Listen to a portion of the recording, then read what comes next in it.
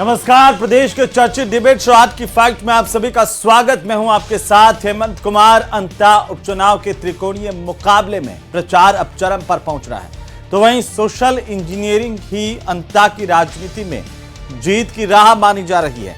ऐसे में जातिगत पैठ वाले जो नेता हैं, उन्होंने चुनावी मैदान में अब मोर्चा संभाल लिया अलग अलग जातियों के हिसाब से, और जातियों को साधने में सब लगे हुए हैं। आज इसी मुद्दे पर करेंगे प्रदेश की सबसे बड़ी चर्चा। पहले रिपोर्ट देखिए।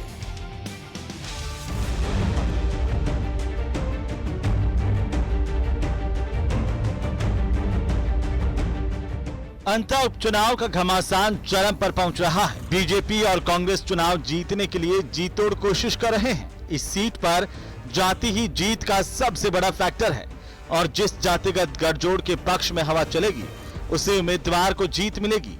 इसी बीच मतदाताओं को अपने पक्ष में करने के लिए बीजेपी हरियाणा विधानसभा की तर्ज पर माइक्रो मैनेजमेंट तथा सोशल इंजीनियरिंग की रणनीति के साथ प्रचार पर उतरी है। जनता विकास कार्य को चुनेगी, विकास के साथ जनता अपना वोट चुनेगी। हमारे कैंडिडेट एक आम कार्यकर्ता है। प्रधानमंत्री जी का जो एक मूल मंत्र है कि एक छोटा सा कार्यकर्ता भी मुख्य धारा में आके जुड़े।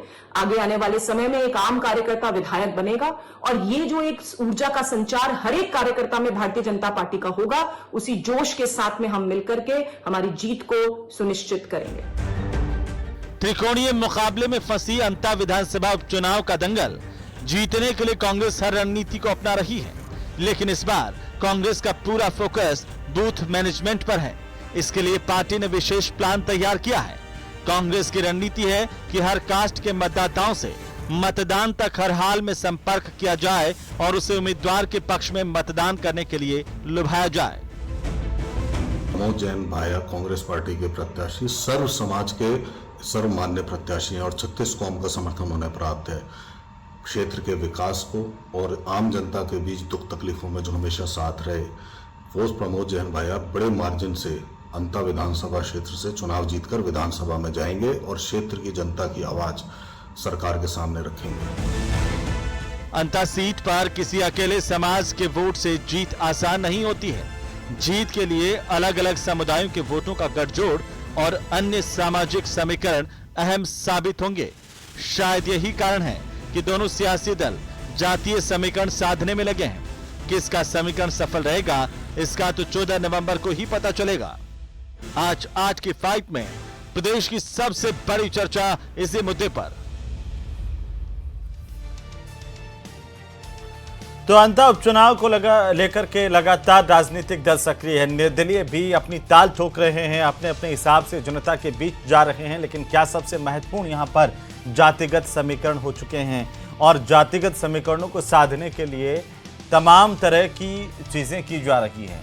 आज इसी को जरा समझेंगे और सबसे पहले चर्चा की शुरुआत करें। उससे पहले आज के सवालों पर नजर डालते हैं। पहला सवाल यह कि अंता का घमासान सोशल इंजीनियरिंग पर ध्यान, क्या तमाम चाहे बीजेपी, कांग्रेस और निर्दलीय, सब लोग मिलकर के सोशल इंजीनियरिंग पर ही अब ध्यान टिकाए हुए हैं? जाति जिताएगी चुनाव, ये सबसे महत्वपूर्ण सवाल। सवाल नंबर 2, अंता का रण अहम है जातीय समीकरण। विकास का नाम हो रहा है, लेकिन अंदर खाने जाति की सेटिंग हो रही है। जातिगत समीकरण साधे जा रहे हैं, और इसी के जरिए चुनाव के जीत का रास्ता तलाशा जा रहा है। सवाल नंबर 3 कि जाति जीत का फैक्टर, समाज के नेता साधेंगे वोटर। अलग अलग समाजों के हिसाब से नेताओं को जिम्मेदारी दी गई है कि आप सब जाइए अपने अपने समाज को जो है वो एक्टिवेट कीजिए, उनके वोट दिलाइए। तो जाति ही क्या चुनाव जिताएगी? विकास नहीं जिता पा रहा है, इस पर भी बात करेंगे। हमारे साथ खास मेहमान जुड़ चुके हैं आज अंता को लेकर के, और सबसे पहले मैं परिचय करवा दूं हमारे सम्मानित मेहमानों का। विकास बारट हमारे साथ है, भारतीय जनता पार्टी के प्रवक्ता, और साथ ही साथ हमारे साथ हैं स्वर्णिम चतुर्वेदी, कांग्रेस पार्टी के प्रवक्ता। हमारे साथ एसपी मित्तल हैं, वरिष्ठ पत्रकार के तौर पर। डॉक्टर वरुण पुरोहित हमारे साथ हैं, राजनीतिक विश्लेषक के तौर पर। सबका स्वागत, सबका अभिनंदन। विकास जी, जाति जिताएगी या विकास? आप तो नाकाम साबित हो रहे हैं फिर।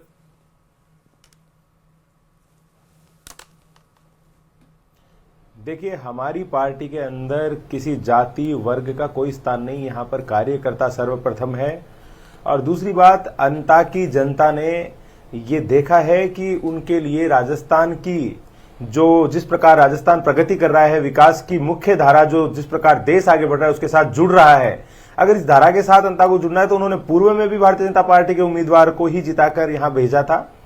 और ये पूर्णतया आप मेरी बात का विश्वास करिए कि इस बार भी भारतीय जनता पार्टी पिछली बार से कहीं ज्यादा मतों से चुनाव जीतने जा रही है।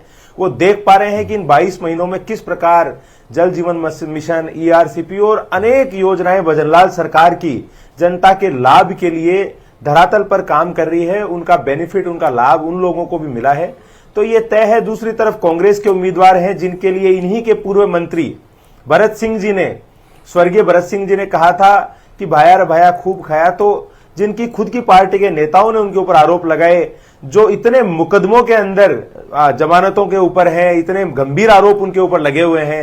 एक तरफ ऐसे कैंडिडेट हैं और एक तरफ जनता के बीच से भारतीय जनता पार्टी के उम्मीदवार हैं, बिल्कुल साफ स्वच्छ छवि के नेता हैं। तो मैं मानता हूं कहीं कोई कमी बेसी कुछ रह ही नहीं जाता। दूसरी तरफ इनके गहलोत गुट के कैंडिडेट चुनाव लड़ रहे हैं, पायलट गुट के निर्दलीय हैं, तो इनकी तो हजार समस्याएं हैं।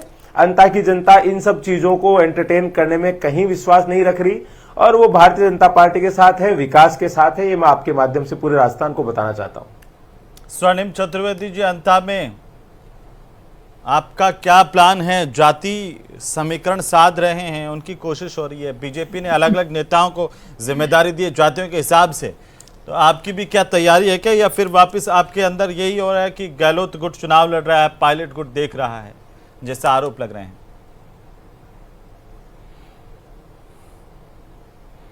देखिए हेमंत जी, मुझे नहीं पता भारतीय जनता पार्टी के नेता क्या आरोप लगा रहे हैं, क्यों लगा रहे हैं। वो खुद का देखने के बजाय कांग्रेस पार्टी को ने लगाया। वैसा माफी चाहता हूं, अरे मैं बात नहीं लगाया, वो कह रहे हैं उनका जवाब दे रहा हूं।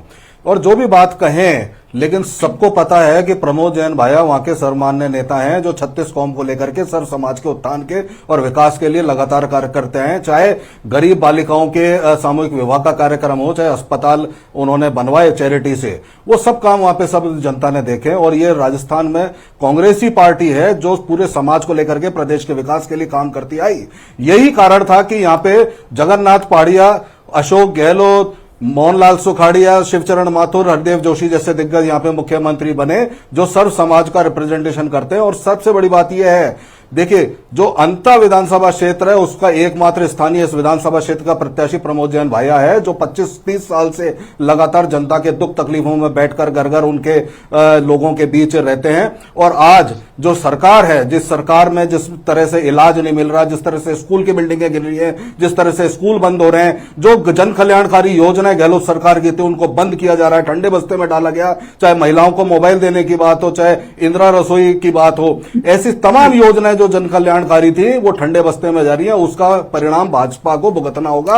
और जनता ने देखा है कि जिस तरह से प्रदेश की आम गरीब जनता को केंद्र जनित महंगाई से बचाने का कार्य कांग्रेस सरकार ने किया था, विकास करने का कार्य कांग्रेस सरकार ने किया था, उसको ठप करने का और उस लाभ से वंचित करने का कार्य जो भारतीय जनता पार्टी की सरकार ने किया है और लगातार कर रही है और प्रहार कर रहे हैं जनतंत्र पे, लोकतंत्र पे और जनता के कल्याण पर, उसको जो रोकने का काम किया उसके विरुद्ध वोट पड़ेगा। और जो प्रमोद जैन भाया जिसने अंता के विकास के लिए लगातार प्रयास करते हुए कार्य किया, उस पर ही प्रमोद जैन भाया को वोट मिलेगा। और बड़े मार्जिन से प्रमोद जैन भाया विधानसभा में पहुंचकर वहां की स्थानीय जनता की जो उनकी समस्याएं हैं, उनकी बातें हैं, विधानसभा में सरकार तक पहुंचाएंगे। स्वर्णिम जी, ये भी कहा जा रहा है कि भाई बूथ मैनेजमेंट आपकी रणनीति का चुनाव में हिस्सा है, कुछ बदलाव आप कर रहे हैं, माइक्रो मैनेजमेंट हिस्सा है, जातिगत समीकरण तो साधने होंगे ही होंगे, लेकिन फिर भी भाया अकेले क्यों हैं? उनके साथ में जैसे आज प्रहलाद गुंजल प्रचार करते हुए दिखाई दे रहे हैं, वैसे बड़े नेता प्रदेश के अभी तक नहीं दिखाई दे रहे हैं। अब तो त्योहार भी खत्म हो गया है।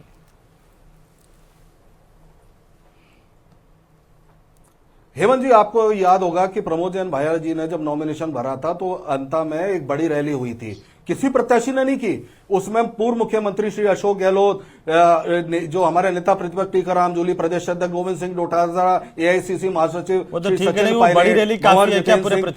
तमाम नेता वहां पे पहुंचे थे। और ये बड़ी रैली जो हुई थी, ऐसी क्या रैली भाजपा ने की या किसी अन्य प्रत्याशी ने की?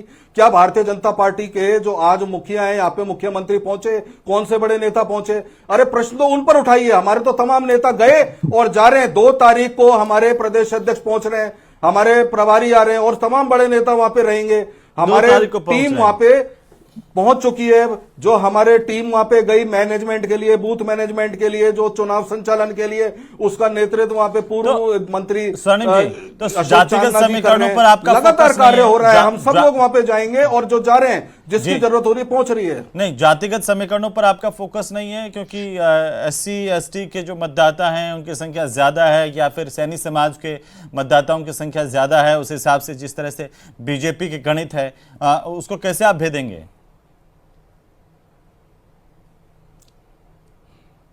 देखिए, मैंने आपको बताया ना, कांग्रेस ही पार्टी है जो 36 कौमों को रिप्रेजेंटेशन देती है और सब समाज का विकास करती है। यही हमारे यहाँ ही संभव हो सकता था कि जगन्नाथ पहाड़िया भी और तो एक ही आदमी को अगर प्रत्याशी बनाएंगे तो सर्व समाज का कैसे विकास होगा, ये भी बताइए। भारतीय जनता पार्टी में आशा कर सकते हैं मोहनलाल सुखाड़िया या शिवचरण माथुर मुख्यमंत्री बनते। ठीक है, और जल्दी सबसे से बड़ी विकास बात जी, यह विकास जी है 10 कि सेकंड। सर्व समाज का समर्थन कांग्रेस पार्टी ठीक को है। है, क्योंकि हमने ठीक है, काम विकास जी 10 सेकंड जी जवाब दीजिए। देखिए, सबसे पहले तो जो इन्होंने कहा कि हम आरोप लगा रहे, तो हम नहीं लगा रहे श्रीमान। अपने पूर्व नेताओं के प्रति जो स्वर्गीय है उनके प्रति आदर से बोलिए। भरत सिंह जी ने कहा था भाया रे भाया खूब खाया, हमने नहीं कहा। दूसरी बात, कोटड़ी और तुमड़ा की जनता ने बताया है, आपके कांग्रेस के कार्यकर्ताओं ने बताया है। नरेश मीणा जी तो बता ही रहे हैं, कोटड़ी और तुमड़ा की जनता ने भी बताया है कि कितने लोकप्रिय हैं और कितना उनका आव आदर है वहां। ये वहां की जनता और राजस्थान से अब छुपा नहीं रह गया है। गणेशपुरा की जनता ने भी बताया कि विकास नहीं हुआ है। छोटी सी चीज कहना चाहूंगा, सबको पता है प्रमोद जैन भाया जब चुनाव जीते, भाजपा के नेताओं को हरा करके 30-30, 35-35 हजार वोट से चुनाव जीते हैं और बड़े मामूली मार्जिन से 3,500, 4,000 से ही हारे थे। ठीक है, लेकिन सबको पता है वहां पे कि विकास कौन करेगा, कौन वहां का स्थानीय है, कौन जनता के दुख तकलीफों के बीच रहा, वो रहा प्रमोद जैन भाया, लगातार जनता के बीच। और वहां का स्थानीय नेता। मित्र साहब, क्या आप इस बात से इत्तेफाक रखते हैं कि इस बार जातिगत समीकरणों को साधना ही सबसे बड़ी चुनौती पार्टियों के लिए बनी हुई है, जब से नरेश मीणा और त्रिकोणीय मुकाबला यहां पर नजर आ रहा है उसके हिसाब से? देखिए हेमंत, हर चुनाव के अंदर जातीय समीकरण तो माने होते ही होते हैं, उनका महत्व होता ही होता है। इसीलिए क्या नाम से चुनाव शुरू होने से पहले ही जातिगत वोटों का क्या नाम से घोषणा हो गई है। 50,000 SC के वोट बताए जा रहे हैं, माली के 43,000 बताए जा रहे हैं, मीणाओं के 40,000 वोट बताए, राजपूतों के 20 और धाकड़ समाज के 22,000 वोट बताए जा रहे हैं। तो ये सब जो आंकड़े जिस तरीके से दोनों पार्टी इसमें मशक्कत कर रही है, ऐसा नहीं है तो कोई भारतीय जनता पार्टी अकेली कर रही है। कांग्रेस का भी क्या नाम से इसमें पूरा दबाव है कि जो जातिगत समीकरण उसके हिसाब से वहां नेता भेजे जाए, उसके हिसाब से उनका चुनाव प्रचार हो। अब कांग्रेस की ओर से कहा जा रहा है कि माइक्रो मैनेजमेंट कर रहे हैं, बूथ लेवल पे कार्रवाई कर रहे हैं। आज ही क्या नाम से कांग्रेस की ओर से घोषणा की गई है कि सेवा दल के 25 नेताओं की क्या नाम से एक सूची जारी की है, वो भी क्या नाम से वहां पर जाएंगे। देखिए, हर चुनाव के अंदर अपनी अपनी रणनीति होती है, लेकिन 2-3 चीजें बड़ी कॉमन मेरे को नजर आती है भारतीय जनता पार्टी और कांग्रेस के अंदर, कि जो दोनों जो उम्मीदवार हैं, सोमपाल सुमन और मोरपाल सुमन, क्या नाम से प्रमोद जैन भाया, दोनों लोकल हैं। और भाया कहने से 5 बार चुनाव लड़ चुके हैं, 3 बार जीत चुके हैं, 2 बार हार चुके हैं। स्वर्णिम चतुर्वेदी जी ने बिल्कुल सही एक आंकड़ा प्रस्तुत किया कि जब उनकी हार हुई है तो 5-4 हजार वोटों से हुई है, लेकिन जब जीत हुई है तो 30-30 हजार वोटों की जीत हुई है। लेकिन इस बार प्रमोद जैन भाया चुनाव लड़ रहे हैं तो उसके लिए महत्वपूर्ण बात यह है कि नरेश मीणा भी चुनाव लड़ रहे हैं। नरेश मीणा का ये रिकॉर्ड रहा अब तक का कि उन्होंने 2 बार चुनाव लड़ा, एक बार 40,000 वोट प्राप्त किए और देवली हरियाणा के अंदर उन्होंने 60,000 वोट प्राप्त किए। यदि कांग्रेस को हराने में नरेश मीणा की भूमिका रहती है पिछले 2 चुनाव में, तो मेरा यह मानना है कि यहाँ भी कांग्रेस के लिए नुकसानदेह साबित हो रहे हैं नरेश मीणा। और जिस तरीके से वो नंगे पैर जाके प्रचार कर रहे हैं और ये बताने की कोशिश कर रहे हैं कि उन्हें इस बार का विधायक बना दिया जाए। उनके आप सोशल मीडिया पे देखिए, आज की तारीख में सोशल मीडिया पे सबसे ज्यादा यदि कोई प्रभाव डाल रहे हैं तो वो नरेश मीणा डाल रहे हैं। जहां तक भारतीय जनता पार्टी का सवाल है, इसमें कोई दो राय नहीं कि सत्ता के अंदर भाजपा है, बड़े बड़े नेता उनके वहां पहुंच गए, मंत्री उनके पहुंच गए, मंत्रियों की पूरी फौज वहां पहुंच गई है। SC ST के अंदर 50,000 वोटों की संख्या को देखते हुए अनीता बघेल, मंजू बागमार, सारे लोग पहुंचे। अर्जुन राम मेघवाल, मंजू बागमार, अनीता बघेल, एक बड़ी लिस्ट है। राजेंद्र गहलोत। हाँ। एक छोटा सा उदाहरण हिम्मत देना चाहता हूँ कि जो क्या नाम से वहां पे देखिए बीजेपी का जो माइक्रो मैनेजमेंट बीजेपी का भी है, वहां चारण वोट भी कुल क्या नाम से बहुत कम है, लेकिन फिर भी जयपुर से एक भगवत सिंह देवल जो पहले गौशाला के जयपुर के अंदर अध्यक्ष रहे, समिति के नगर निगम के अंदर, उन तक को क्या नाम से वहां भेज दिया और वो चरणों का मोबिलाइज कर रहे हैं। मतलब छोटे छोटे वोटों तो अभी बीजेपी के प्रवक्ता तो कह रहे हैं कि हम जातिगत समीकरणों पर बात नहीं करते, हम तो विकास के सारे चुनाव में हैं। ये नहीं हेमंत, ये देखिए मंच पे और अच्छे एक नाम लगते हैं। आपने छोड़ दिया जो जितेंद्र गोठवाल लगातार पहले दिन से सबसे ज्यादा सक्रिय वहां पर नजर आते हैं। श्रीचंद चुंगानी, बहुत सारे लोग हैं, जी। श्रीचंद कृपलानी वगैरह, राजेंद्र गहलोत, श्रीचंद ये सारे कृपलानी, हाँ। लोग हैं जो बात, जी श्रीचंद कृपलानी जो हाँ। राजेंद्र गहलोत, ये सारे के सारे लोग हैं जो वहां क्या नाम से डेरा जमाए हुए हैं। और एक चीज और मैं यहाँ कहना चाहता हूँ कि जहां भारतीय जनता पार्टी को वसुंधरा राजे का इंतजार है आने का, वहीं कांग्रेस को अशोक गहलोत और सचिन पायलट का इंतजार है। और अभी जो चुनाव प्रभारी बना रखा है वो वसुंधरा राजे के पुत्र जो वहां के सांसद हैं दुष्यंत सिंह, उनको लेकिन इस चुनाव मामले प्रभारी में बना बीजेपी रखा है। आगे है मित्तल साहब, क्योंकि देखिए वसुंधरा राजे चाहे भले ही नहीं हो, लेकिन दुष्यंत सिंह लगातार वहां पर सक्रिय नजर आ रहे हैं चुनाव प्रभारी के नाते, वो वहां पर कैंप किए हुए हैं और लगातार क्षेत्र में भी वो दिख रहे हैं। इस मामले में कांग्रेस का कुनबा है वो अभी थोड़ा खाली नजर आ रहा है। अगर मैं गलत नहीं हूं तो वरुण जी, कैसे आप इसे देख रहे हैं और इसके पीछे की राजनीति क्या है? देखिए हेमंत जी, आगे पीछे तो होते रहते हैं। पहले फॉर्म प्रमोद जैन भाई का टिकट डिक्लेयर हो गया, पहले रैलियां हो गई, अब बीजेपी अपने को ऐसा लग रही है चुनाव में अप एंड डाउन रोज दिखता है, आज ये आगे आज ये पीछे। लेकिन आपने जो प्रश्न उठाया था कि डेवलपमेंट इंजीनियरिंग की बजाय सोशल इंजीनियरिंग पे ध्यान दे रहे हैं, यानी जाति सत्यता है, विकास के आधार पर पार्टियां आवरण कितना ही लड़े, विकास के आधार पर चुनाव नहीं लड़ रही। जो बड़े अर्बन एरियाज है वहां तो जाति प्रभाव का ज्यादा नहीं चलता जाति समीकरण, लेकिन छोटे शहरों में, छोटे गाँव में, रूरल एरिया में अभी भी इतने 78 साल बाद भी ये चीज जाति जो कास्टिज्म है ये बड़ा अभी तक घनघोर रूप लिया हुआ है। बिहार चुनाव में भी यही हो रहा है, राजस्थान में। लेकिन अंतर चुनाव एक छोटा चुनाव है 200 में से 1 सीट का, लेकिन इसकी जो आपको आउटकम दिखेगा कांग्रेस के लिए, तो आउटकम ये होगा कि अगर जीतते हैं तो इनका मॉरल एकदम से हाई होगा। और भारतीय जनता पार्टी अगर चुनाव हारती है यहाँ पर, तो उनके लिए वसुंधरा जी की प्रेस्टीज, मैंने पहले भी कहा, और जो वर्तमान सरकार है उसके जो सरकार तो पता नहीं है कि नहीं चल रही है कि नहीं, आम जनता को फील नहीं हो रही है, उस पर बड़ा असर पड़ेगा। और भारतीय जनता पार्टी जीत जाती है तो ये एक जनरल फिनोमेना है, जनरल नैरेटिव है कि भाई जो सरकार में होती है वो उपचुनाव जीतती है। लेकिन इस चुनाव के दूरगामी परिणाम होंगे आने वाले टाइम में, नगर निकाय पंचायत चुनाव पे भी असर होगा और पूरे राजस्थान की राजनीति पे असर होगा। जो भजनलाल जी जो है पहली बार विधायक बन के चीफ मिनिस्टर बने, तो वसुंधरा जी, भजनलाल जी, इन पे सब पे असर पड़ेगा। कांग्रेस पार्टी के पास खोने को कुछ नहीं, जीतते हैं तो उनकी मॉरल हाई हो जाएगा। और सबसे बड़ा जो है इस समय कांग्रेस को भी एक मौका मिला, अवसर मिला है, अशोक गहलोत जी, सचिन पायलट जी सब एक होकर के वहां चुनाव लड़ाते हैं, जिताते हैं। एक मैसेज आएगा राजस्थान के अंदर कि गुटबाजी कांग्रेस में नहीं है। और वो आने वाले टाइम के लिए भजनलाल सरकार के लिए मुझे लगता है चुनौती उत्पन्न हो जाएगी इस चुनाव के बाद में। नरेश मीणा का जहां तक ख्याल है, अभी मित्तल साहब ने बताया, देखिए 2 बार तो अच्छे चुनाव वोट लेके गए हैं, और इस बार भी कितने लेते हैं उनके क्यों युवा है, भविष्य की राजनीति, उनको ही फर्क पड़ेगा कितने वोट ले पाते हैं। अगर कम वोट ले पाते हैं तो चौथे चुनाव लड़ने के लिए उनकी दिक्कत आएगी। अच्छे वोट ले जाते हैं तो सारी पार्टियों का ध्यान उनके ऊपर भी जाएगा। ये सारे समीकरण, तो जो वोटिंग पैटर्न आएगा, क्या पैटर्न आता है, किस जाति का, किस इलाके का वोट कैसा पड़ता है, वोटिंग टर्नआउट कितना होता है, जनता, ये माइक्रो मैनेजमेंट तो कुछ भी कर लो, जनता के मन में कितना विचार है, उदासीन है या बढ़ चढ़ के। नहीं, लेकिन आप शुरुआत में जिस बात पर थे कि विकास की पॉलिटिक्स से ज्यादा जाति की पॉलिटिक्स पर ध्यान इसलिए देना पड़ता है क्योंकि विकास करवाया नहीं। बिल्कुल सही आप कह रहे हो, मैंने वही तो कहा, उसका आवरण लेना पड़ता है। आवरण इसलिए लेना पड़ रहा है कि विकास नहीं किया, विकास किया हो तो निश्चिंत होना चाहिए किसी भी सरकार को कि हमने विकास किया है।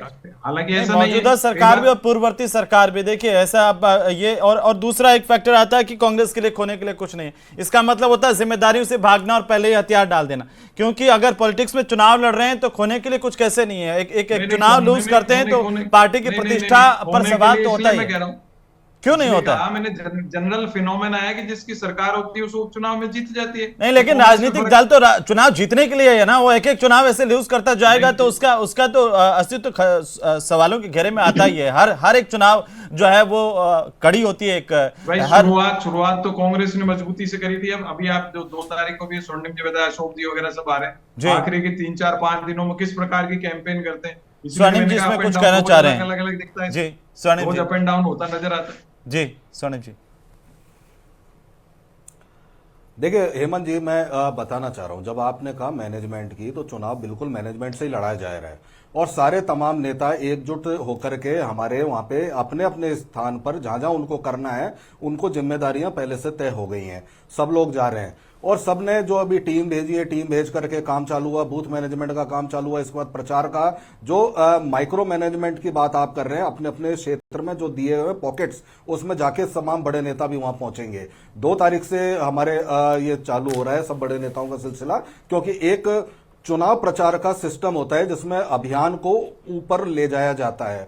यहां भारतीय जनता पार्टी से हमारा कोई कंपैरिजन नहीं है, क्योंकि इन्हें अपनी सरकार के लिए मैंडेट लेना है और हमारे जो प्रत्याशी हैं उन्होंने जो विकास किया, जो लोगों के साथ जुड़े रहे, लोगों से जो संबंध बनाए हैं, उसके कारण ही उनका जो है प्रचार अभियान उन्होंने विकास किया। तो फिर गणेश पुरा जैसे कई जगह के लोग जो है वो क्यों आप पर ये सवाल उठा रहे हैं या मौजूदा सरकार पर सवाल उठा रहे हैं? स्वर्णिम जी, अगर विकास हुआ तो लोग क्यों बहिष्कार कर रहे हैं? स्वर्णिम जी, अगर आप मुझे सुन रहे हैं, या प्रत्याशी के समर्थन में जाएगा, जो मंत्री जा रहे हैं उन नहीं, बहिष्कार करने की बात क्यों कर रहे हैं? अगर इतना ही विकास हुआ तो लोग उनसे भी पूछा जाएगा कि आपने अपने विभाग ने क्या है जी। चुनाव बहिष्कार की अलग अलग जगहों से क्यों खबरें आ रही है अगर इतना ही ज्यादा विकास हुआ हो तो? आप देखते जाइए, चुनाव देखिए, चुनाव में आप समय देखते जाइए। 11 तारीख को जब मतदान होगा आप उसी दिन कह देंगे 14 से पहले कि कांग्रेस पार्टी जीत रही है, क्योंकि हमने जो काम किए मैं तो जीतेगी उसी दिन कहूंगा, पहले तो कैसे कह सकता हूं? किसी कारण से मान लीजिए चुनाव पिछली बार हार भी गए, तो हारे बड़े मामूली से मार्जिन से, हमें वही मार्जिन का खत्म करना है और कम करना है, और यह निश्चित रूप से अब एक लंबे मार्जिन से कांग्रेस पार्टी जीतने वाली है। ठीक है विकास जी, वो शायद उनको सुनाई कम दे रहा है, लेकिन मेरा सवाल यह है कि विकास की पॉलिटिक्स से इतर जाति की पॉलिटिक्स इसलिए करनी पड़ती है क्योंकि हम विकास पर फोकस नहीं करते। 2 साल आपकी सरकार, उससे पहले 5 साल तक कांग्रेस की सरकार, ये नौबत नहीं आती ना इतनी।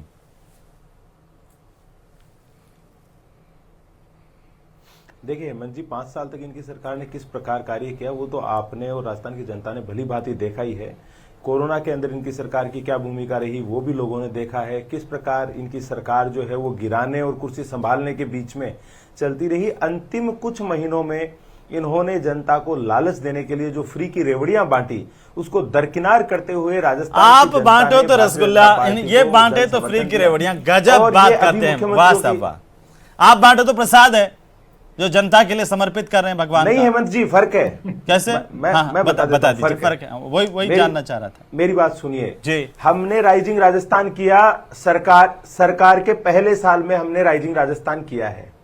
उन एमओयूज को फॉलो कर रहे हैं, उन एमओयूज का एक एक चीज का निस्तारण करके धरातल पर लाने का प्रयास कर रहे हैं। इन्होंने रिसर्जेंट राजस्थान किया सरकार के अंतिम वर्ष में। कहीं कोई धरातल के ऊपर एमओयू लाने का उद्देश्य नहीं था, सिर्फ राजस्थान की जनता को ठगने का काम था। सुनिए, आज हम जो योजनाएं बना रहे हैं उनके लिए फंड अलोकेट कर रहे हैं आज से, और उनका फायदा दे रहे हैं लोगों को। इन्होंने वो योजनाएं शुरू करी लास्ट के 6 महीने के अंदर। ठीक है, वो योजनाएं मोबाइल देंगे, ये देंगे, वो देंगे।